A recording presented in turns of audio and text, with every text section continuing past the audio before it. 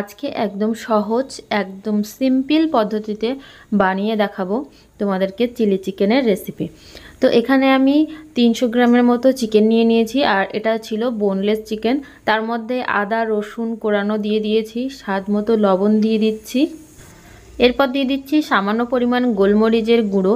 আর গোলমরিচের গুঁড়ো তোমাদের না থাকলে বাড়িতে যদি গোটা গোলমরিচও থাকে তাহলে সেটাও তোমরা আধ ভাঙা করে এর মধ্যে দিয়ে দিতে পারো। আমার যেহেতু গোলমরিচের গুঁড়োটা ছিল তাই জন্য আমি গোলমরিচের গুঁড়োটাই দিলাম। আর এখানে দিয়ে দিচ্ছি ফুল 1 চামচ কর্নফ্লোর, আর 8 চামচ আমি পরে দেব, সেটা হচ্ছে এক্ষুনি দেব না। তার আগে দিয়ে দিচ্ছি একটা ফ্যাটানো ডিম। ডিমটা দেওয়ার পরে আমি দিয়ে দিচ্ছি অল্প সামান্য পরিমাণে কর্নফ্লোর। তোমরা কর্নফ্লোরটা বুঝে দেবে, যত বেশি যদি হালকা হয়ে যায় তাহলে আর একটু কর্নফ্লোর তোমরা দিয়ে দিতে পারো। এটা আমি ভালো করে মিক্স করে নেব একসাথে। তো একটু চামচ দিয়ে দিয়ে আমি মিশিয়ে নিচ্ছি। তো আমার মোটামুটি মেশানো হয়ে গেছে। আর এরপর এর মধ্যে দিয়ে দিচ্ছি সামান্য পরিমাণে কাশ্মীরি লঙ্কার গুঁড়ো, যেটা হচ্ছে এটাতে একটা কালার নিয়ে আসবে সুন্দর।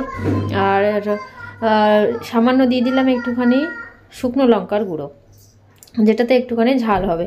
যেহেতু আমি শুধু গোলমরিচ দিয়েছি তার জন্য সামান্য পরিমাণে লঙ্কার গুঁড়ো দিয়ে দিলাম, আর সাথে একটুখানি দিয়ে দিলাম সাদা তেল। তো দিয়ে দেওয়ার পরে এটা ভালো করে মিক্সড করে নেব।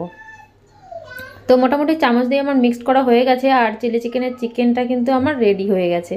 এবার আমি বানিয়ে নেব সসটা, যে সসটা আমার চিলি চিকেনের গ্রেভিতে যাবে। তো এটা আমি ম্যারিনেট করে কিছুক্ষণ 15 মিনিট মতো ফ্রিজে রেখে দেব। তারপরে আমি এটাকে ভাজবো। তো আমি এটাকে সাইড করে দিলাম, আর একটা বাটি নিয়ে নিয়েছি। বাটিতে আমি নিয়ে নিচ্ছি টমেটো কেচাপ, 2 চামচ মতো টমেটো কেচাপ নিয়েছি। তো এটাতে বেশিরভাগই বেশি টমেটো কেচাপটাই লাগে, তাই জন্য আরও সামান্য একটুখানি দিয়ে দিলাম, 2.5 চামচ মতো টমেটো কেচাপ নিয়েছি। আর 8 চামচ মতো এটা হচ্ছে গ্রিন চিলি সস। তো এরপরে ওই চামচেরই চামচ মেপে দিয়ে দেব কয়েক ফোঁটা ডার্ক সয়া সস। তো ডার্ক সয়া সসটা দেওয়ার পরে আমি ভালো করে এই সসটাকে মিশিয়ে নেব। যেহেতু প্রথমেই বললাম গ্রেভিটা সসের ওপরে হবে, আর প্রথমত সসটা কিন্তু টমেটোর সসটা একটু বেশিই দিতে হবে। তোমাদের একটু যদি চিকেনের পরিমাণটা বেশি থাকে তাহলে টমেটো সসটা বেশি করে দেবে। আর এখানে দিয়ে দিচ্ছি সামান্য পরিমাণে জিরে আর ধনের গুঁড়ো দিয়ে, আর সামান্য পরিমাণে জল দিয়ে এটাকে ভালো করে আমি মিক্সড করে নেব। যেহেতু গুঁড়ো মশলা দেওয়া আছে যেন ডালা পেকে না যায়, তো সুন্দরভাবে মিশিয়ে নিয়েছি। নেওয়ার পরে ওটাকে সাইড করে রেখে দিয়েছি। আর এদিকে চলে এসেছি আমি চিকেনটা ভাজতে, যেটা আমি ম্যারিনেট করে ফ্রিজে 15 মিনিট মতো রেখেছিলাম। তোমরা আধা ঘন্টাও রাখতে পারো। তো সেটাকে আমি ম্যারিনেট করে রাখার পরে এবারে আমি তেলে দিয়ে এরকমভাবে ভেজে নিচ্ছি। তো এটাকে ভেজে তুলে নেব। আর এটা কিন্তু একটু লাল লাল করেই আমি ভাজবো। যেহেতু আমি বোনলেস চিকেন নিয়েছি, এখানে তোমরা হাড়ওয়ালা চিকেনও নিতে পারো, তো কোনো সমস্যা নেই। যেরকম খেতে পছন্দ করবে সেরকমই বানিয়ে নিতে পারো। আমি বোনলেস চিকেনই নিয়েছি, এটাও খেতে খুব সুন্দর হয়।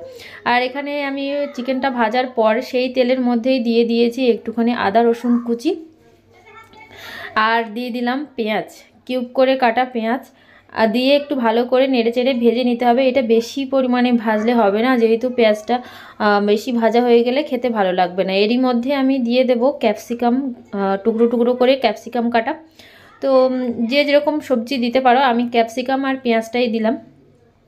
দিয়ে সামান্য দিয়ে দিচ্ছি লবণ হলুদ, আর এটাকে হালকা করে ভেজে নেব।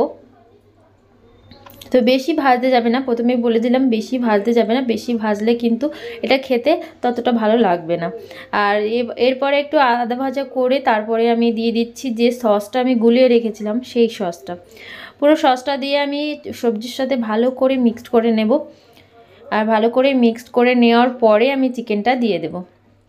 তো দেখো এতেই কত সুন্দর কালার চলে এসছে। আর চিকেনটা আমি দিয়ে দিয়েছি। এতে হচ্ছে চিকেনটা ফটোশ্যুটের জন্য নিয়েছিল, ওই জন্য একটুখানি সস ওর ওপর দিয়ে দিয়েছিল। তো সেই সসটা সমেতই আমি দিয়ে দিলাম। তো দেওয়ার পরে আমি চিকেনটাকে গ্রেভির সাথে ভালো করে মিক্স করে নিয়েছি, নিয়ে সামান্য পরিমাণে জল দিয়েছি। যেহেতু এটা মাখো মাখো হবে, বেশি জল দিলে কিন্তু হবে না। অল্প সামান্য জল দিয়ে আমি ফুটে ওঠার পরে এখানে দিয়ে দিচ্ছি একটা হাফের কাঁচা লঙ্কা চেরা, যে যেরকম ঝাল পছন্দ করো সেরকমই ঝাল দেবে। আর এখানে হচ্ছে দিয়ে দিচ্ছি পেঁয়াজ পাতা কুচোনো। তো ওপর দিয়ে একটুখানি গার্নিশের জন্য ছড়িয়ে দিলাম, দিয়ে এরপরে আমি কিছুক্ষণ একটু ফুটিয়ে নিয়েছিলাম। নেওয়ার পরে এর মধ্যে দিয়ে দেবো আমি একটুখানি সামান্য চিনি। এটা হচ্ছে টেস্টটা মানে ব্যালেন্স করার জন্য দিতেই হবে, তোমরা নাও দিতে পারো। তো দিলে এটা ব্যালেন্স হয় আর কি।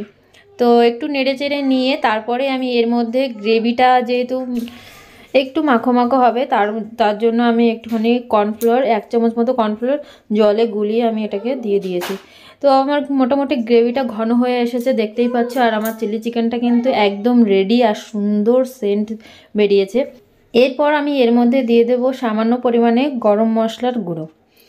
দেওয়ার পরে একদম রেডি আমার চিলি চিকেনটা। তো এবারে প্লেটে আমি নামিয়ে নেব একটুখানি নেড়ে চেড়ে নিয়ে। আর এত সুন্দর হয়েছে চিলি চিকেনটা। তো এরকম রেসিপি তোমরাও বাড়িতে বানিয়ে খেও, অবশ্যই ভালো লাগবে। আমাদের তো খুবই ভালো লেগেছিল, আর কালারটা এত সুন্দর এসেছে। চলো প্লেটে নামিয়ে ফেলে, একটুখানি ঢাকা দিয়ে রেখেছিলাম কিছুক্ষণ, তারপরে প্লেটে নামিয়ে নিলাম। আর এত সুন্দর হয়েছে, কালারটাও দারুণ এসেছে, টেস্টটাও কিন্তু খুব সুন্দর হয়েছিল। তো একদম সহজ পদ্ধতিতে ঘরোয়া উপায়ে অল্প কিছু উপকরণে এরকমই চিলি চিকেন তোমরা বাড়িতেও বানিয়ে খেয়ে নিতে পারো।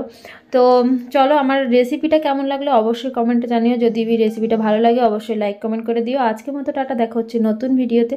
ততক্ষণ তোমরা খুব খুব ভালো থেকো, সুস্থ থেকো। চলো বাই।